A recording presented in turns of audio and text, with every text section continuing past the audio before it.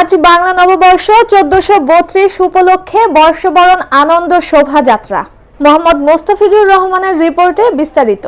বাংলা নববর্ষ 1432 উপলক্ষে আজ সকালে রাজধানী ঢাকা সহ দেশের বিভিন্ন স্থানে অনুষ্ঠিত হয়েছে বর্ণাঢ্য বর্ষবরণ আনন্দ শোভাযাত্রা।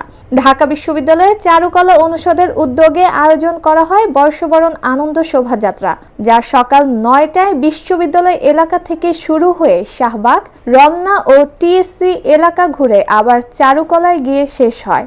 এবারের শোভাযাত্রার প্রতিপাদ্য ছিল নববর্ষের ঐকতান ফ্যাসিবাদের অবসান, যা প্রতিফলিত হয়েছে রঙিন মুখোশ, বিশালাকার পাপেট, লোকজ প্রাণী, পাখি ও বিচিত্র শিল্পকর্মে। তবে সবকিছুর মধ্যেও ফ্যাসিস্টের মুরাল ছিল এবারের শোভাযাত্রার অন্যতম আকর্ষণ।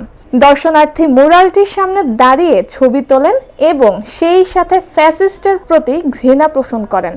হাজারো মানুষ ঐতিহ্যবাহী পোশাক, মাথায় ফুলের মালা পরে অংশ নেন শোভাযাত্রায়।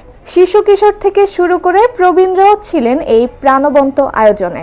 শোভাযাত্রায় অংশগ্রহণকারীদের মধ্যে ছিলেন শিক্ষার্থী, শিক্ষক, সাংস্কৃতিক কর্মী, সাধারণ মানুষ সহ বিভিন্ন শ্রেণী পেশার মানুষ। এক অংশগ্রহণকারী বলেন, প্রতিবারই কিছু না কিছু ব্যতিক্রম থাকে, কিন্তু এবার ফ্যাসিস্টের মুরাল দেখে সত্যি আলোড়িত হয়েছি। শিল্পের মাধ্যমে প্রতিবাদ এমনই হওয়া উচিত। পহেলা বৈশাখ উপলক্ষে রাজধানীর রমনা বটমূলে ছায়ানট আয়োজন করে বর্ষবরণের বিশেষ সাংস্কৃতিক অনুষ্ঠান। সেখানে গান, আবৃত্তি ও নৃত্যের মাধ্যমে নতুন বছরের আগমনের আনন্দ ভাগাভাগি করেন শিল্পীরা।